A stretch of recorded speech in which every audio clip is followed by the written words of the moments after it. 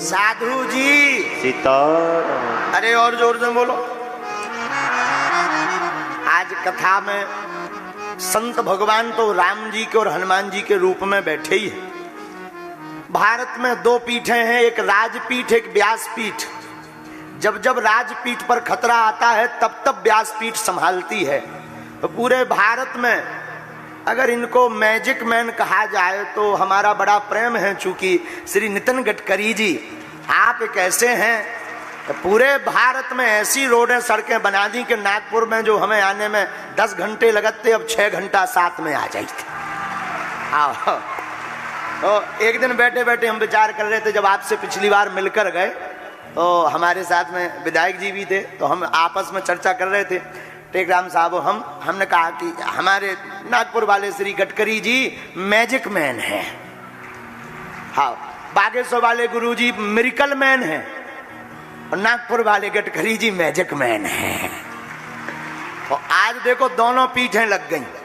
Road डलवाने हो सो इनसे जुड़ो, तो आप रोड बस स्टैंड जो बनवाने हो सो बगल में लगी कहाई गद्दी। और अपने मन मंदिर में राम जी का भवन बनवाना हो, राम कथा सुनना हो तो व्यासपीठ से जुड़ो। तो एक है राजपीठ एक है व्यासपीठ। त्रेता युग में भी दो पीठें थी।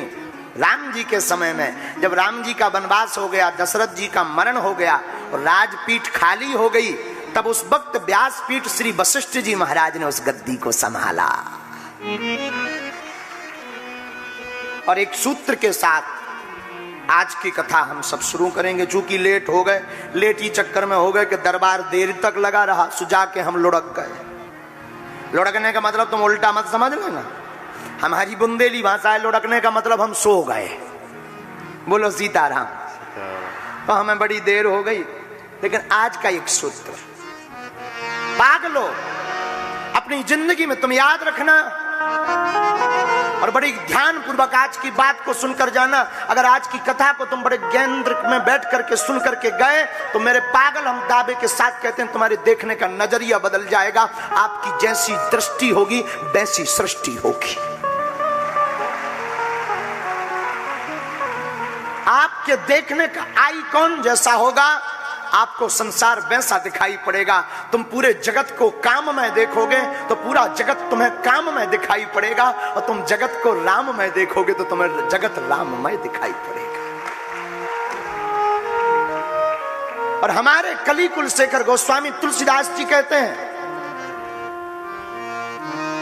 सब में राम नर ही नारायण है, सिया राम में सब जग जानी। सब में राम है। और मेरे पागलों, जिस दिन इंसान अपनी इंसानियत को पकड़ लेता है, सब में राम के दर्शन करता है, उस दिन इंसान इंसान बन जाता है। इसलिए दृष्टि को सुधारो। सोच जैसी आपकी सोच जैसी होगी आपको दिखाई भी वैसा पड़ेगा। याद रखना, पूरा खेल संसार में आंखों का है। पूरी आंखों का खेल है। पूरी दुनिया में आंखों का खेल है। आंखों का आइकॉन बदलेगा, आपकी विचारधारा और आपकी जिंदगी बदल जाएगी। किसी गांव में एक आदमी रहता था, उसके पास में एक घोड़ा था। घोड़ा, उस घोड़े को आदत थी हरी घास खाने की। लेकिन जून के महीने में हरी घास कहां से मिले? कई दिनों से बेचारा घोड़ा भूखा था। गांव में किसी पंडित जी का, महंत जी का आना हुआ तो वो घोड़े का मालिक दौड़ा महात्मा जी की कथा में गया। कथा पूरी हो गई तो उसने हाथ जोड़कर कहा कि भगवान, हमने सुना है आप लोगों को समस्याओं का समाधान बताते हो, मेरी भी एक समस्या है। महात्मा ने कहा, बताओ तुम्हारी क्या समस्या है बस। उस व्यक्ति ने कहा, महाराज मेरे पास एक घोड़ा है और घोड़ा सूखी घास नहीं खा रहा। महात्मा ने मजाक किए मूड में हंसते हुए कहा कि इंसानों की समस्या का समाधान तो है, पर घोड़ों की समस्या का समाधान नहीं खोजा भी। लेकिन उसने कहा, क्षमा कीजिएगा, प्राण की बाजी लगी हुई है। घोड़े को आदत हरी घास खाने की है, सूखी घास की व्यवस्था है। कृपा करके आप कोई उपाय बताइए कि हमारी समस्या का समाधान हो जाए। बहुत ध्यान से सुनना। महात्मा रहे होंगे नागपुर के, उन्होंने कहा एक काम करो, वैसे तो मैं कोई जादू टोना झाड़ फूक करता नहीं हूं, तुम एक काम करो, घोड़े के नाप का एक चश्मा बनवाओ, उस चश्मे का गिलास हरे कलर का लगाओ, हमें पक्का विश्वास है तुम्हारी समस्या का समाधान हो जाएगा। और ध्यान दीजिएगा, वो आदमी भागा भागा घर पर आया और उसने घोड़े के नाप का चश्मा बनवाया और उसका लेंस हरे कलर का रखा और पहले घोड़े के सामने सूखी घास डाली और फिर उसके चश्मा को बांधा। और जैसे ही बांधा तो घोड़े को जो सूखी घास दिख रही थी वो चश्मा के कमाल के कारण हरी दिखने लगी और घोड़े की समस्या निपट गई। घोड़ा भाव पूर्वक भोजन को करने लगा, घास को खाने लगा और व्यक्ति बड़ा खुश हुआ। मिठाई लेकर के महात्मा के पास आया, आपने हमारी समस्या का समाधान कर दिया। महात्मा ने कहा हमने किसी भी समस्या का समाधान नहीं किया, घोड़े की दृष्टि ने उसकी समस्या का समाधान कर दिया। आपकी जैसी दृष्टि होगी आपको संसार वैसा दिखाई पड़ेगा। दृष्टिकोण ही जीवन का निर्धारण करती है, नजर ही नजरिया बदलती है। अद्भुत बात है। आत्मा को देखने के लिए, आत्मा का परिचय जानने के लिए ज्ञान की आवश्यकता है। महात्मा का कृपा पाने के लिए श्रद्धा की आवश्यकता है, लेकिन परमात्मा की कृपा को पाने के लिए भक्ति की आवश्यकता है। आत्मा को ज्ञान, महात्मा को श्रद्धा और परमात्मा को भक्ति। और मेरे माई बाप, मेरे पागलों, आज की कथा में हम तुमसे प्रार्थना करेंगे, रात दिन तुम काम करते हो, 2 मिनट तो मेरे राम के लिए निकाला करो। जब तक रहेगी जिंदगी फुर्सत ना मिलेगी काम से, आओ कुछ वक्त ऐसा निकालें, प्रेम करें प्रभु श्री राम से। ये जीवन जब तक रहेगा हमें काम से फुर्सत नहीं मिलनी है। और याद रखना, जहां काम तह राम नहीं, जहां राम नहीं काम, वो तुलसी कबहु न रह सके, रति रजनी एक ठाम। जहां काम तहां राम नहीं है, और जहां राम है वहां काम नहीं है। इसलिए मेरे पागल, राम से जुड़ने का मतलब ये नहीं है कि आप अपने काम को छोड़ दो, आप बीतराग बन जाओ, आप महात्मा बन जाओ, आप अपने बिजनेस को, अपने कर्तव्य को छोड़ दो। अब तो हम आपसे प्रार्थना जो करना चाह रहे, वो ये करना चाह रहे, कोई भी काम करो, कोई भी कर्तव्य करो, लेकिन उस कर्तव्य को ही परमात्मा का कर्तव्य मानने लगो। तुम्हारे दर पर जो आवे, तुम्हारी जिंदगी में जो आवे, तुम्हारे सामने जो आवे, तुम्हारी दृष्टि ये होनी चाहिए कि ये कोई साधारण दीनहीन इंसान नहीं, अब तू नारायण का रूप धारण करके नारायण ही आए है। और बाबा गोस्वामी जी अपनी वाणी में कहते, ए हा जाकिए रही भावना जैसी, जाकी रही भावना जैसी, मूरत दिल की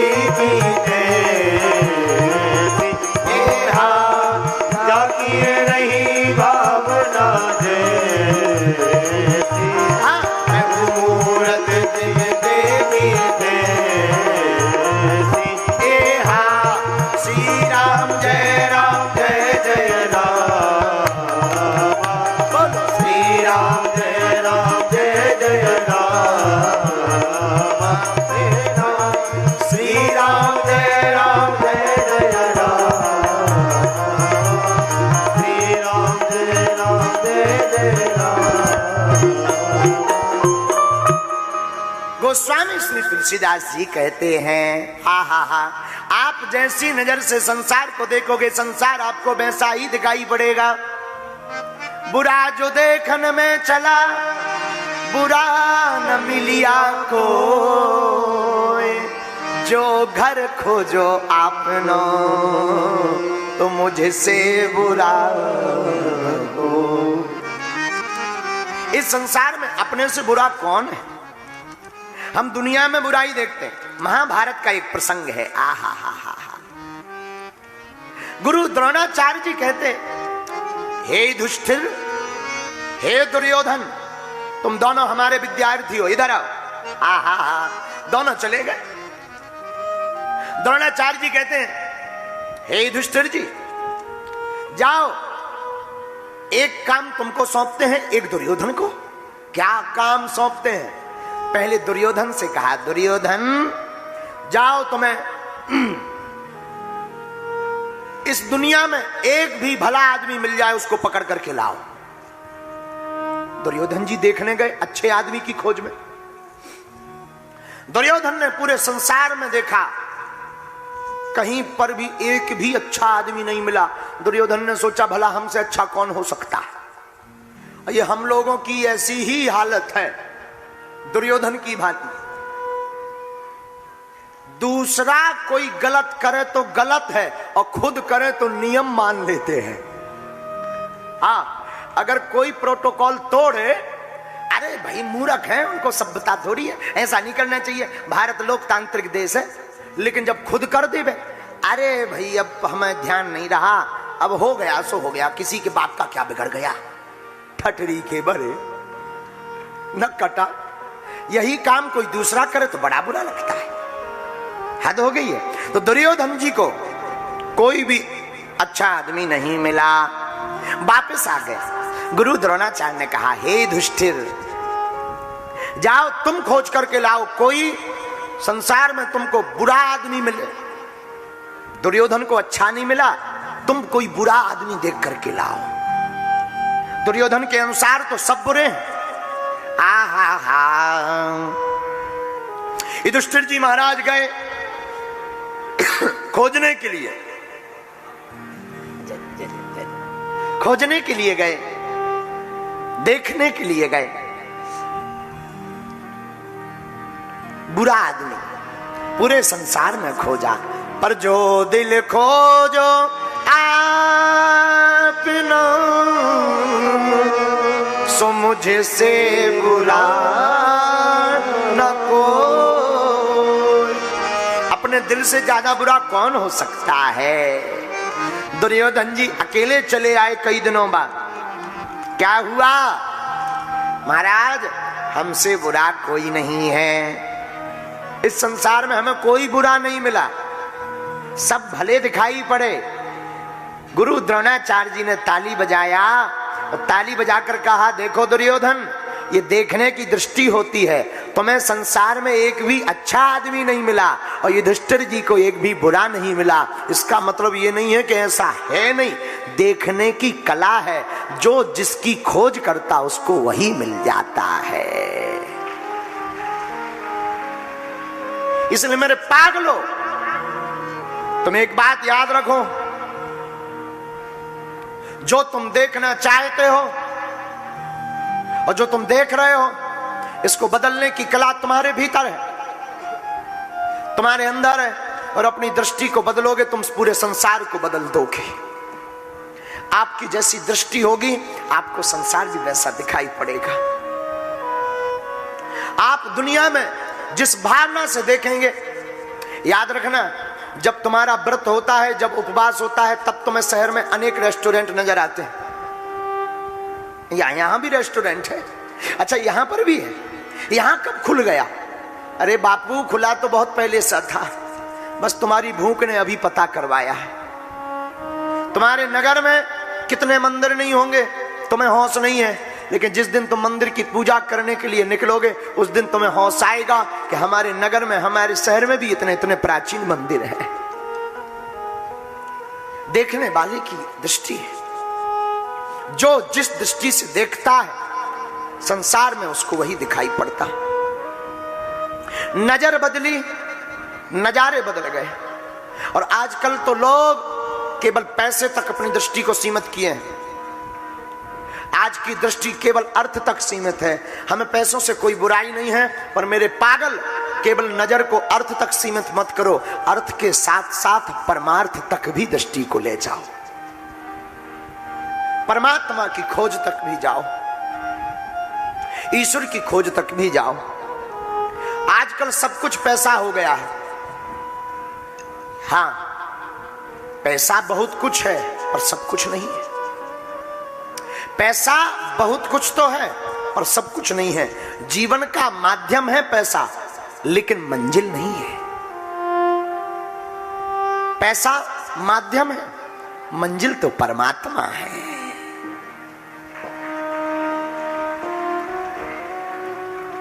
जीवन में पैसा लगा देना, कमाई में लगा देना मूर्खता है। केवल कमाई के लिए जीवन जीना मूर्खता है। संपत्ति की कमाई के साथ साथ राम नाम धन की कमाई करना, यही बस समझदारी है, यही बुद्धिमता है। और याद रखना, नजर ही निर्माण और निर्वाण करती है। भूत भावन महादेव ने मां सती से कहा, उमा कहूं मैं अनुभव अपना, सत्य हरि भजन जगत सब सपना, सत्य हरि भजन जगत सब सपना। हे उमा, सत्य केवल और केवल राम जी का भजन है, जगत सब सपना है। अपनी इन आंखों से केवल अर्थ मत देखिए, अपनी इन दृष्टि से परमार्थ भी खोजिए। अपनी नजरों से केवल संसार में अपने काम की वस्तुएं मत खोजिए, राम की वस्तुएं भी खोजिए। राम की वस्तुएं क्या है? देखो, जरा सिलेक्टर उठाइएगा। आज हम आपको एक बढ़िया प्रयोग बताते हैं। उठाइए। आपकी दृष्टि कितनी अद्भुत होती है, एक चीज को कितने प्रकार से पढ़ा जा सकता है, जरा समझिए। आज आपको बड़ा आनंद आएगा।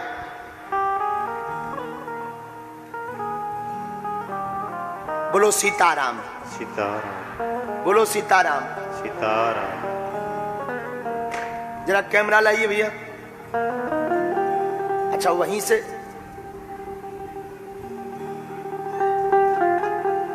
एक दुकान में एक व्यक्ति जलेबी खाने गया। दृष्टि पर कह रहे हैं बात। आज की कथा दृष्टि पर है। किस पर है बोलो ना। एक दुकान में एक जलेबी खाने एक व्यक्ति गया, जलेबी खा रहा था। इतने में एक कौवा आया। कौवा तो जानते हो ना, कौन विदेशी आओ तो। एक कौवा आया। उस कौवे ने दही पर जाकर अपनी चोंच मारी और दही पर बैठ गया। तो जो दुकान का हलवाई था, उसने एक जलेबी का टुकड़ा लिया और इतना जोर से मारा कि कौवा एक ही बेर में टपक गया, गिर गया और मर गया। तो जो जलेबी खा रहा था उसने बड़े ध्यान से देखा वो पूरा चमत्कार। वो पानी पीने गया तो टंकी जहां पानी की लगी थी वहां एक केवला की गांठ डली थी। केवला, तो उसने केवला की गांठ से, टंकी में थोड़ी सी जगह थी वहां पर उसने ये लाइन लिखी और चला गया। लाइन को पढ़िएगा क्या लिखा है उसने। कागा दही पर जान गवायो। कागा दही पर, पढ़ लिया ना। इतना लिख करके वो चला गया। अब वहां पर आया एक कवि। कवि आया तो कवि ने कैसे पढ़ा।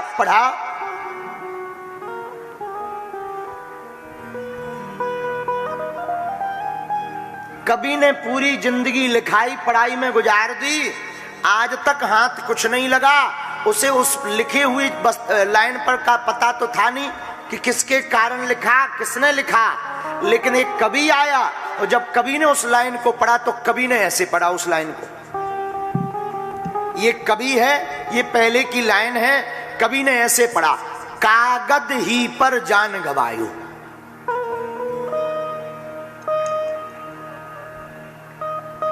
कवि ने पूरी जिंदगी कागज में निकाल दी, कागज में ही पूरी जिंदगी सब कुछ कर ली और आज मरणासन स्थिति हो गई। लिखा वही है, कागज ही पर जान गवायो, लेकिन कवि ने अपने मतलब की बात निकाली। बोले कुछ भी कहो, बात बहुत ऊंचे लेवल की लिखी। बोले क्या? कागज ही पर जान गवायो। कवि चला गया, अब तीसरा व्यक्ति आया। अब और बहुत आनंद की बात,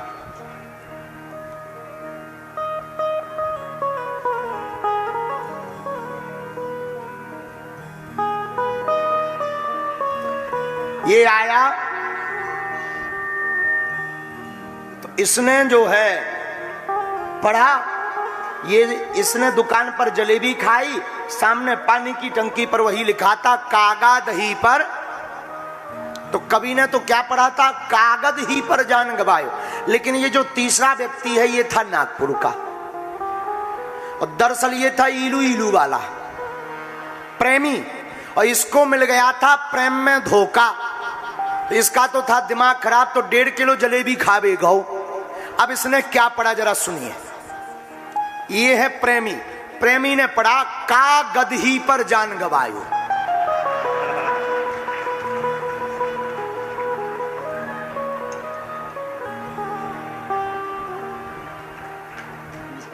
पढ़ लीजिएगा, कागज ही पर यहां से शुरू हुआ था।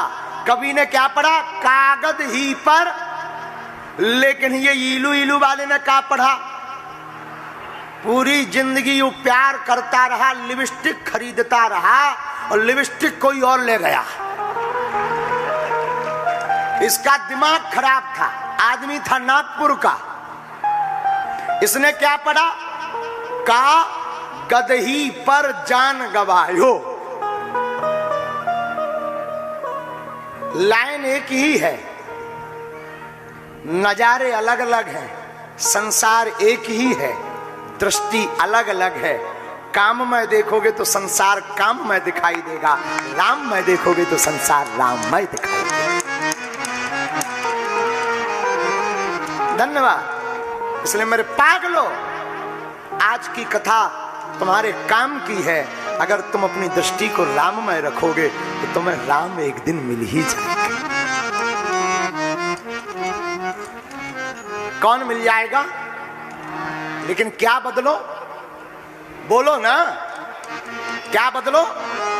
दृष्टि बदलो, और अपनी दृष्टि में आज से ही भक्ति की दृष्टि रखो और पूरे संसार में राम में देखना प्रारंभ करो। तुम जहां जाओगे वहां तुम्हें राम के दीवाने मिल जाएंगे। हम अपनी निजी बात बताते हैं, हम तो जहां भी जाते, एरोप्लेन में, हवाई जहाज में, देश में, विदेश में, हम जहां भी जाते, हनुमान जी की ऐसी कृपा है, हमें तो वहीं हनुमान जी के भक्त मिल जाते। कई बार एरोप्लेन में वो जो गोरे गोरे लड़का लड़की खाने पिलाने में वही मिल जाते। हम पूछते थे क्यों भाई? हनुमान जी को। हाँ गुरु जी, हम तो हनुमान जी को ही मानते। अरे हम कहा ठटरी के बारे ऐसे क्या कर लो? फिर बड़ा आनंद आता है, खूब आनंद आता है। तो मेरे पागलो, जिसकी जैसी दृष्टि होती है उसको संसार वैसा ही दिखाई पड़ता है।